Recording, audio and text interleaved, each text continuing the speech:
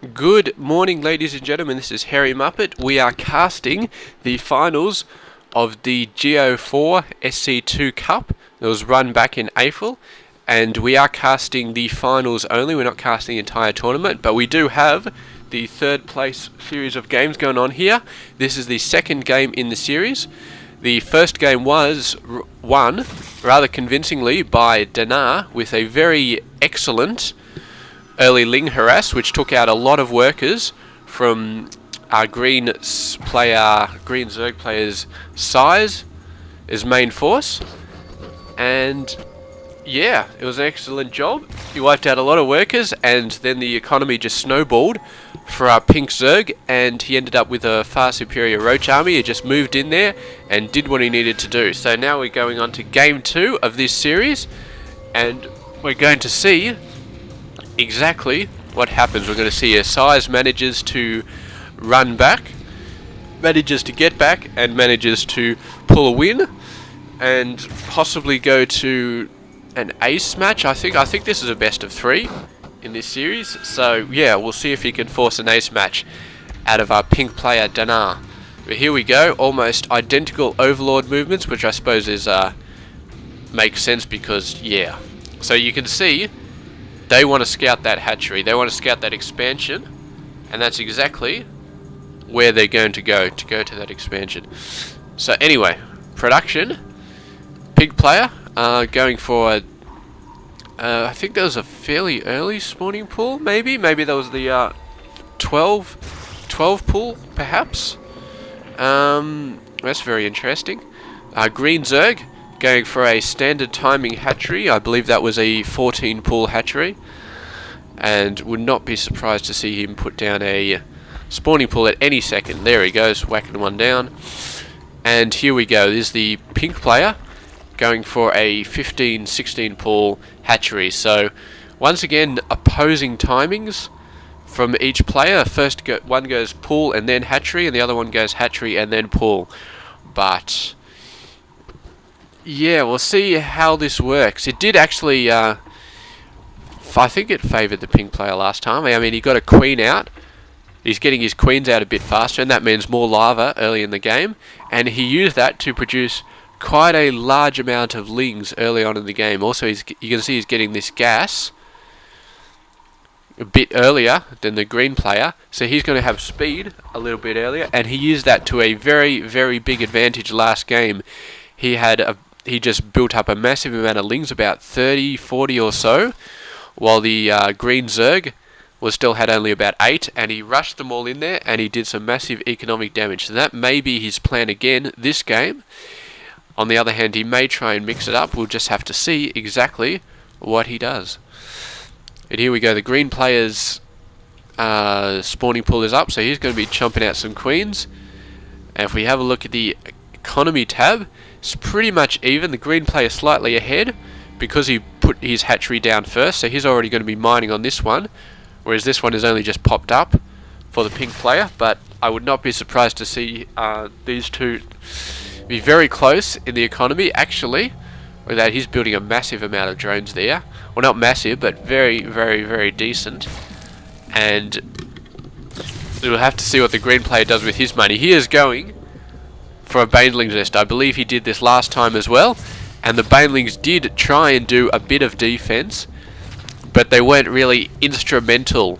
The pink player did a very good job at keeping his massive ling force away from the banelings, and he never ended up getting baneling speed down, so it never really eventuated into a massive attacking force. But we can see the pink player going for a banelings nest as well, so I don't know if he's going for the same tactic, mass lings, but he is getting up speed. Both players getting up speed. Both players getting a banelings nest, getting a second gas over here. No, sorry, that's the green player getting a second gas. I am so confused. I am very sorry. He may be going for baneling speed. He may be going for mass banelings, and we'll see exactly what these players do go for in this game. We have a lot of drones being pushed up for both players, and they're still about equal at this point. There's 7 drones for this guy, 5 drones for this guy. So this really is scary Masters level play at this point. We see a bit of chase by these guys. They're just going for a scout and nothing more. And I suppose the green player, he did exactly the same thing. There was a ling there and it just got taken off. So pink players' lings slightly better at staying alive, but they are, I think at least one of them will survive this trip back home. And there we go. So they're all continually scouting, and that's really what you need to do at a high level of game. You need to continually send out lings, maybe every couple of minutes. Just run in the base, see if there's anything new coming out.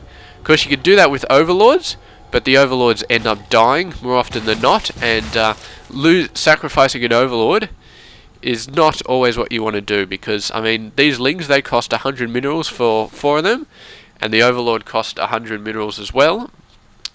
But yeah, I mean, an overlord cuts down your supply as well, which is very bad, and overproducing overlords in order to make sure you can afford to lose them is not always a good option either. So we can have a look. Spire coming down for this player, Spire coming down from that player. It's almost looking at a mirror image, except that the green player is going for some nice fast upgrades, and I don't believe the pink player is doing any upgrades at the moment. It doesn't look like he is, so he's just going for a more unit heavy composition. None of these players have gone roaches, which is what they did in the previous game. So we are going to be able to see, look at these guys, they're going for a scout or maybe a worker harass. You can see as you go forward in the game, you need more and more lings to go in there and get the scout off. They're going to drag this queen out to the edge of her range. He's not really worrying about these guys because he's sending these guys in. Look at these banelings. Move it out there, looking for a couple of kills. 2 banelings took out 1 baneling from the green player, so that was not an effective trade. But the lings come in here after destroying this other set. They are going to get chased away. I'd say in terms of army, the pink player's just ahead. Yeah, he's just a little bit ahead. But we'll see how that changes when the mutalisks come up. You can see 9 mutalisks for our pink player, 8 mutalisks for our green player. He's already got the #1 weapons going for his air units, so that's going to be pretty good. There's the first mutalisk coming out, and we're going to see exactly how these guys do. So this is going to be very much a case of to and fro all over the place. And if we have a look at the economy going on here, the green player has a marginal lead. He may have killed a few drones over there, which may explain that, but no, the pink player's pushing right back. He just built a massive amount of drones. So now he's got a marginal lead. And we can see there's a very large amount of gas income. And you can see the pink player going straight for the gas on this one, and this is really going to help him. Sorry, did I say the green player? I meant the pink player. He's really going for gas here, and that's going to help him a lot with his mutalisk production, because with that 3rd base harvesting gas, before this green player starts harvesting gas, he can get out that much more mutas, and at this stage of the game, a heavier muta army could mean the difference between life and death for this player. You can see he's 10 to 13, and he's still producing 6 more, so the pink player is going to have a very scary muta army. The green player, however, still has a pretty good muta army. Going to snipe this queen off, going to start sniping drones. He's going to get closed in by this much heavier muta army from the pink player. He's going to lose a few mutas. Sorry, did I say mutas? Anyway, he's going to lose a few mutas and are going to get chased off. Meanwhile, he's sent in a ling attack there. The ling attack is going to do quite a bit of damage here, taking out drones all over the place. He's focusing on these ones attacking the gas. So there's an excellent move by the green player, just cutting off the gas. And here we go. He's moved the pink players over there, but his green mutas are going to come in. They are going to start taking out drones. You see here again going for the ones harvesting the gas. Of course, that's an excellent option, because if you just start wiping out the ones doing the minerals, that's a bit of a pain. But if you start wiping out the ones doing the gas and the other player doesn't notice, then yeah, basically the pink player has to know that they were taken out, and it's going to have to manually assign them back to the gas again. And here we go, the pink player deciding to move in. There's not too much going on here, but there is a spore and 2 queens. That's going to do a bit of damage. However, the green player with his mutas does not want to go in there because they're going to get wiped out. Anyway, his lings went in there and wiped out this base. So you're basically going for a base trade as far as these two go. is also pushing a bunch of Lings in there. The green player appears to have the superior Ling army at this point, but the pink player has the superior Muta army.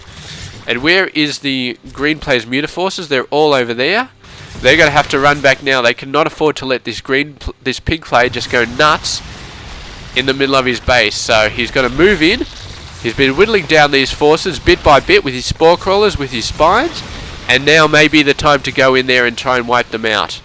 He's only got 0-1 here. This guy's got 1-0. So we'll see. The pink player chooses, however, to move out, and meanwhile these green Lings have just been doing a massive amount of damage all over the place. If we have a look at the income tab, he's whittled it down just a little bit.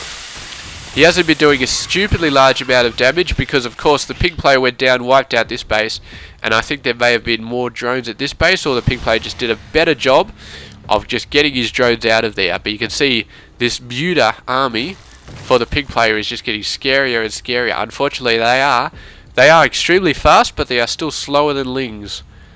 I'm pretty sure they're slower. Yeah, 4.7. So that's a massive amount of speed for Lings. So they mostly just if they end up chasing Lings the entire time, that is not going to be good for the pink player. You see these Lings going all over the place, and they're going to scout out this third. Meanwhile, the green player is getting his third back up again.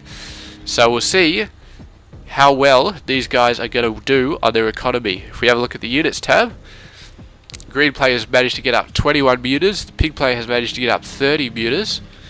And the Ling population for the green player is slightly ahead, but not that much at the moment. And however, he's building up a massive amount of Lings, so he wants to keep up the Ling harassment. He's going to move in there. He's going to try and chase these guys away. These guys are just in there sniping out overlords. They're doing a very good job, of course, clumping up. And yeah, I don't think the green player has much he can do about it at the moment. If you have a look at the units tab, he's still got 31 versus 23. So with 1 armor versus the 1 weapons, I do not think it's going to be very good. And this is a bit of Miss Rycro. He's going to lose quite a lot of mutas there. At least 5, I believe. And he only took out about 3 mutas there. And this guy is really starting to bully the Zerg players going in there. But these spore crawlers are going to be the perfect place for the green player to use his defensive advantage. And there he goes. He takes out a lot of mutas. The pink player down to 17, but the green player still at 13. So he didn't do that well. He did well. I think he came out slightly ahead on that exchange, but I think he did even more damage over there with these Lings. I'm not sure how many workers they took out. If we have a look at the income, no, he didn't take out a ton of workers because the pink player hasn't been taking out a ton of workers, and they're still pretty much even. So yeah, the green player continuing to focus on the Lings, and the pink player continuing to focus on a massive amount of mutas. And if we have a look at the units tab again, he's back up to 22, whereas our green player is still at 13. So he's still having to run away. What are the upgrades now? He's got 1-1. This player has not got the armor going. Is he getting the armor? No, it doesn't look like he is. So he's these units are definitely at a disadvantage for our green player. But this Ling army is constantly producing it. He's constantly going in and doing some very scary stuff. The mutas are catching him every now and then. But here we go. This Muta army coming in, taking out this third base. That is going to be pretty huge. There's nobody mining there. These guys are having trouble. They don't want to build drones because, of course, there's so many mutas all over the map. It's a very dangerous proposition trying to produce drones. And here we go. These 5 overlords. Here we go. Here's the infestors. Fungal growth on this Muta army would be very, very, very devastating. But these mutalisks come out. You could not have picked a more perfect time for the mutalisks to attack this player. They saw the infestors coming out with almost no energy, and they are going to go in and they are going to do a lot of damage. But meanwhile, what the hell just happened? Yeah, it looks like this green player, while he was going in, he went in there and he did a lot of drone kills. I can only assume that he did a crapload of drone kills. And there we go. He's moved him down to 10. The mutalisks were out of position. I would argue that these mutas might have been able to do exactly the same amount of damage. But yeah, I don't know. I can't say, really. Of course, by the time he wiped out a lot of these drones, the rest of these drones would have been dead. He could have run some away, so they were in very identical positions, but the green player was just a little bit further ahead.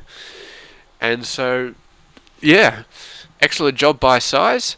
sYz is technically victorious in that game. He's only a little bit ahead, but I think the pink player decided, you know what, good job. I'm going to leave it here. Congratulations, and thank you very much for watching this game. So we are going to have an ace match coming up, and we will see exactly which player manages to pull out a third place position in the Go4SC2 Cup that was cast in April. Thank you very much for watching, and this has been Hairy Muppet.